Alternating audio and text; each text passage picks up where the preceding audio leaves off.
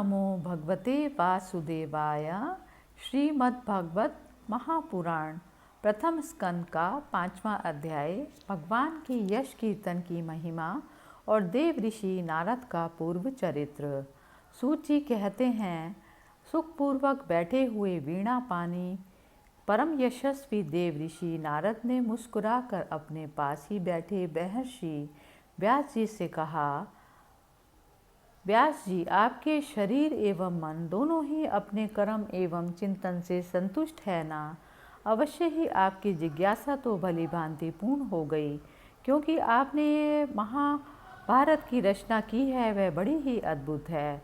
वह धर्म आदि सभी पुरुषार्थों से परिपूर्ण है। सनातन ब्रह्म तत्व को भी आपने बहुत ही अच्छे से विचारा है। हे प्रभु, आप अकृतार्थ पुरुष के समान अपने विषय में शोक क्यों कर रहे हैं? व्यास जी ने कहा, आपने मेरे विषय में जो कुछ कहा वह सब ठीक ही है। वैसा होने पर भी मेरा हृदय संतुष्ट नहीं है। पता नहीं इसका क्या कारण है। आपका ज्ञान अगाध है। आप साक्षात ब्रह्मा जी के मानस पुत्र हैं, इसलिए मैं आपसे ही इसका कारण पूछता हूँ। नारद जी ने कहा, आप समस्त गोपनीय रहस्यों को जानते हैं, क्योंकि आपने उन पुराण पुरुष की उपासना की है, जो प्रकृति पुरुष दोनों के स्वामी हैं और असंग रहते हुए भी अपने संकल्प मात्र से गुणों के द्वारा संसार की सृष्टि, स्थिति और प्रलय करते रहते हैं। आप सूर्य की भांति तीनों लोकों में भ्रमण करते रहते हैं और योग बल से प्राणवायु के समान सबके भीतर रहकर अंतःकरण के साक्षी भी हैं। योगानुष्ठान और नियमों के द्वारा परब्रह्म और शब्द ब्रह्म दोनों की पूर्ण प्राप्ति कर लेने पर भी मुझसे जो बड़ी कमी है, उसे आप कृपा करके बतलाइए। तब नारद जी ने व्यास जी से कहा, आपने भगवान के निर्मल यश का गान प्राय नहीं किया। मेरी ऐसी मान्यता है कि जिससे भगवान संतुष्ट नहीं होते वह शास्त्र या ज्ञान अधूरा है। आपने धर्म आदि पुरुषार्थों का जैसा निरूपण किया है, भगवान श्री कृष्ण की महिमा का वैसा निरूपण नहीं किया। जिस वाणी से चाहे वह रस भाव अलंकार आदि से युक्त क्यों ही न हो, जगत को पवित्र करने वाले भगवान श्री कृष्ण के यश का कभी गान नहीं होता। वह तो को के लिए उच्छिष्ट फेंकने के स्थान के समान अपवित्र मानी जाती है।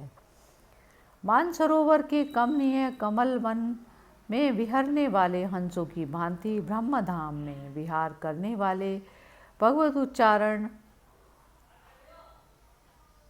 परमहंस भक्त कभी उसमें रमण नहीं करते। इसके विपरीत, जिसमें सुंदर रचना भी नहीं है और दूषित शब्दों से भी युक्त है, परंतु जिसका प्रत्येक श्लोक भगवान के सुयश सूचक नामों से युक्त है, वह वाणी लोगों के सारे पापों का नाश कर देती है, क्योंकि सत्पुरुष ऐसी ही वाणी का श्रवण, गान और कीर्तन किया करते हैं। वह निर्मल ज्ञान हो भी जो मोक्ष की प्राप्ति का साधन करा दे, यदि भगवान की भक्ति से रहित हो तो उसकी उतनी शोभा नहीं होती।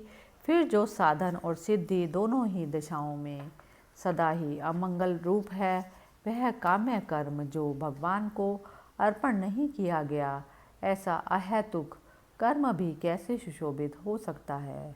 महाभाग व्यास जी, आपकी दृष्टि अमोघ है, आपकी कीर्ति पवित्र है, आप सत्परायण एवं दृढ़व्रत हैं, इसलिए अब आप संपूर्ण जीवों को बंधन से मुक्त कराने के लिए समाधि के द्वारा अचिंत्य शक्ति भगवान की लीलाओं का स्मरण कीजिए। जो मनुष्य भगवान की लीला के अतिरिक्त और कुछ कहने की इच्छा करता है, वह उस इच्छा से ही निर्मित अनेक नाम और रूपों के चक्कर में पड़ जाता है। उसकी बुद्धि भेदभाव से भर जाती है। जैसे हवा के झकोरों से डगमगाती हुई डोंगी को कहीं भी ठहरने को ठौर नहीं मिलता, वैसे ही उसकी चंचल बुद्धि कहीं पर भी स्थिर नहीं हो पाती।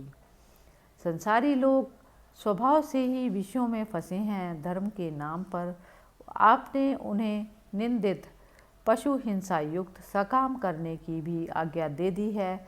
यह बहुत ही उल्टी बात हुई, क्योंकि मूर्ख लोग आपके वचनों से पूर्वोक्त निंदित कर्म को ही धर्म मानकर यही मुख्य धर्म है। ऐसा निश्चय करके उसका निषेध करने वाले वचनों को ठीक नहीं मानते। भगवान अनंत है। कोई विचारवान ज्ञानी पुरुष ही संसार की ओर निवृत्त होकर उनके स्वरूपभूत परमानंद का अनुभव कर सकता है। अतः जो लोग परमार्थिक बुद्धि से रहित हैं और गुणों के द्वारा नचाए जा रहे हैं, उनके कल्याण के लिए ही आप भगवान की लीलाओं का सर्व साधारण के हित की दृष्टि से वर्णन कीजिए।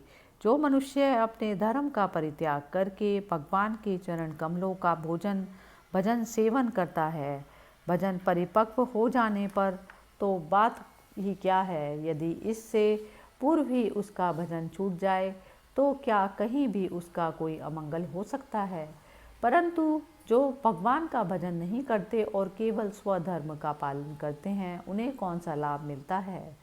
बुद्धिमान मनुष्य को चाहिए कि जो उसी वस्तु की प्राप्ति के लिए प्रयत्न करे जो तिनके से लेकर ब्रह्मा पर्यंत समस्त ऊंची नीची योनियों में कर्मों के फलस्वरूप आने जाने पर भी स्वयं प्राप्त नहीं होती। संसार के विषय सुख तो जैसे बिना चेष्टा के दुख मिलते हैं, वैसे ही कर्म के फल रूप में अचिंत्य गति समय के फेर से सबको सर्वत्र स्वभाव से ही मिल जाती है। व्यास जी जो भगवान श्री कृष्ण के चरणार बिंद का सेवक है, वह भजन ना करने वाले कर्मी मनुष्यों के समान देवात कभी बुरा भाव हो जाने पर भी जन्म मृत्यु में संसार में नहीं आता। वह भगवान के चरण कमलों के आलिंगन का स्मरण करके फिर उसे छोड़ना नहीं चाहता। उसे रस का चस्का जो लग चुका है, जिनसे जगत की उत्पत्ति स्थिति और प्रलय होते हैं, वे भगवान ही इस विश्व के रूप में भी हैं। ऐसा होने पर भी वे इससे विलक्षण हैं, इस बात को आप स्वयं जानते हैं।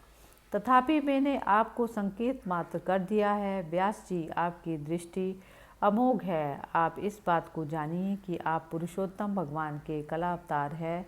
आपने अजन्मा होकर भी जगत के कल्याण के लिए जन्म ग्रहण किया, इसीलिए आप विशेष रूप से भगवान की लीलाओं का कीर्तन कीजिए।